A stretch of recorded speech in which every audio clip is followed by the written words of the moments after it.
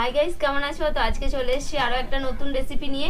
আর আজকে আমরা তৈরি করব গরমের স্পেশাল পটল, আর সাথে রয়েছে কাঁচা আম। তো কাঁচা আম আর পটল দিয়ে হবে আজকে আম পটল। তো তোমরা দেখতে থাকো রেসিপিটা প্রথম থেকে শেষ পর্যন্ত। তো এই সময় এই রান্নাটা খেতে ভীষণ ভালো লাগে। তো বন্ধুরা, এখানে আমি কুলেখাড়া ছাড়াচ্ছি। কুলেখাড়া আমরা বাড়িতে খাই। আর এখানে আম পটল হচ্ছে। আম পটল খুব দারুণ খেতে।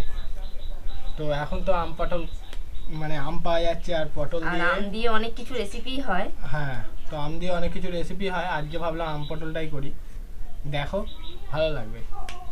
আমি আমটাকে কেটে নিচ্ছি। তো আমটা তো কতটা টক তার উপর নির্ভর করবে তোমরা কতটা আম দেবে। তো খুব বেশি টক হলে আবার খেতে ভালো লাগবে না। একটা আমি যদি অনেক টক থাকে তাহলে আমটা অর্ধেক করে দেবে। আমি দেখবো এই আমটা কতটা টক আছে, সেই পরিমাণে দেবো। কিছু এনেছো বাটি ফাটি? তো আমটা খুব বেশি টক নেই, আমি পুরো আমটাই দিয়ে দেব। আমটা ছোটই আছে, আমটা এরকম কুচো কুচো করে নেব। পটলগুলো এরকম সাইডে নিয়েছি, পুরো দেশি পটল, দেখো কত সুন্দর। এই পটলের টেস্টই আর এই পটলে কিন্তু টেস্ট আলাদা। এটা কিন্তু চালালি নয়, এটা হচ্ছে দেশি পটল। তো দেশি পটল দিয়েই আজকে আম পটলটা তৈরি করব। এবার আমি পটলগুলো কেটে নেব।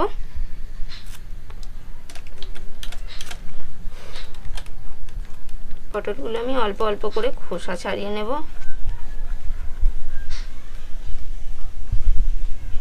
প্রচন্ড গরম পড়েছে, খুবই গরম, পাখা ছাড়া বসা যাচ্ছে না।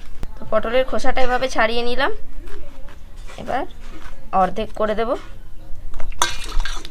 তো তোমরা চাইলে পটলের গাটা এভাবে চেঁচেও নিতে পারো, খোসা না ছাড়িয়ে, শুধু এভাবে করে চেঁচে নিলেও হবে।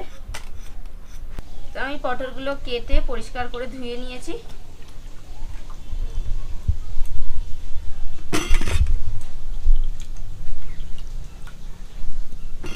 এবার আমি একটা মশলার পেস্ট তৈরি করে নেব। তার জন্য মিক্সি বাটিতে দিয়ে দেব 2 চামচ সর্ষে। এখানে আমি কালো সর্ষে নিয়ে নিয়েছি, 2 চামচ দিয়ে দিলাম। দিয়ে দেবো 2টো কাঁচা লঙ্কা, অল্প একটু আদা, যে আমটা আমি কুচো করে রেখেছিলাম সেটা দিয়ে দিলাম, অল্প একটু জল দিয়ে দিলাম। এবার এটা আমি মিক্সিতে পেস্ট করে নেব। তো দেখো মশলাটা পেস্ট করে আনা হয়ে গেছে। এবার আমি এর মধ্যে দিয়ে দেব 1 চামচ সর্ষের তেল। সর্ষের তেলটা আমি মিশিয়ে নিলাম। আমাদের মশলা রেডি। উনুনটা ধরিয়ে নিলাম।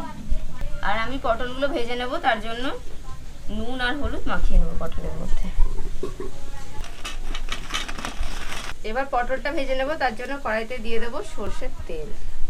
তো বন্ধুরা, পটলগুলো এবার দিয়ে দিই। পটলগুলোকে আমরা ভেজে নেব। ঢাকা দিয়ে দেবো। তো পটলগুলো আমি হালকা হালকা করে ভেজে নেব, একদম পুরোপুরি ভাজার দরকার নেই, একটু হালকা করে ভেজে নেব। 2 পিঠ পটলগুলো হালকা করে ভেজে নিয়েছি, এবার তুলে নেব।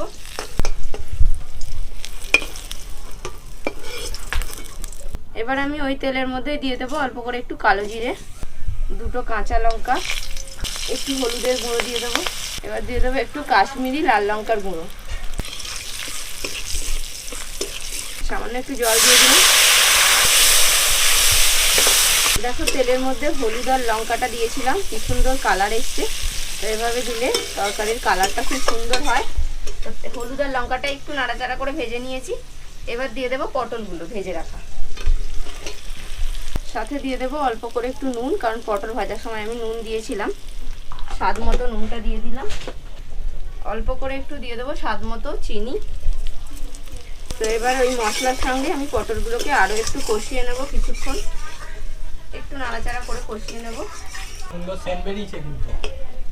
এমনিতেই পটলের যে কোনো রান্না খেতে কিন্তু খুবই টেস্টি হয়, তাই না? পটল খেতে ভালো লাগে খুব। পটল আমার অপ্রিয় নয়, প্রিয় জিনিস। গরমেতে পটলের ঝোল খেলেই দারুণ লাগে। পটল আলু দিয়ে মাঝে মধ্যেই আমাদের বাড়িতে ঝোল হচ্ছে। এবার পটলের মধ্যে দিয়ে দেবো অল্প একটু জল, যাতে পটলগুলো একটু সিদ্ধ হয়ে যায়।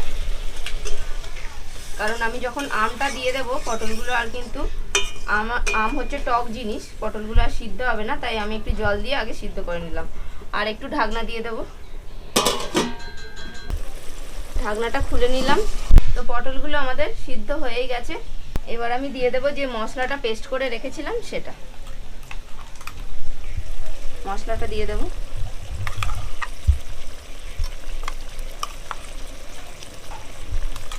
মশলাটা দিয়ে আমি 2 মিনিট মতো একটু ফুটিয়ে নিয়েছি, 2 থেকে 3 মিনিটের মতো। দেখো কত সুন্দর কালারটা এসছে। তো দেখো আমাদের আম পটল রেডি। এবার শুধু নামিয়ে নেব, তাহলেই হয়ে যাবে। এবার নামিয়ে নেব। তো আম পটল দিয়ে গরম গরম ভাত খেতে ভীষণ ভালো লাগে। এখানে ভাত নিয়ে চলে এসছে গরম গরম, দিয়ে দেবো। তো গাইস দেখো গরম গরম ভাত আর আম পটল। আর পটল দেবো? খাও একটু। হ্যাঁ, খুবই টেস্টি, বলে দাও। খুবই টেস্টি হয়েছে। পটলটা একটু মাখলে আরো ভালো লাগবে। বেশ ঝাল ঝাল হয়েছে, আর সর্ষের একটা ঝাঁঝালো ব্যাপার রয়েছে, দারুণ লাগছে। সর্ষে দিয়ে খেতে খুব ভালো লাগে।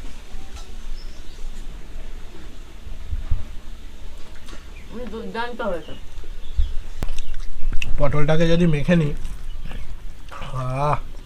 সর্ষে দিয়ে হেভি। পুরো গরম ভাতের দুর্দান্ত একটা রেসিপি। এইটা রান্না হলেই সব ভাত খাওয়া হয়ে যাবে। তো তোমরা অবশ্যই বাড়িতে ট্রাই করো এভাবে।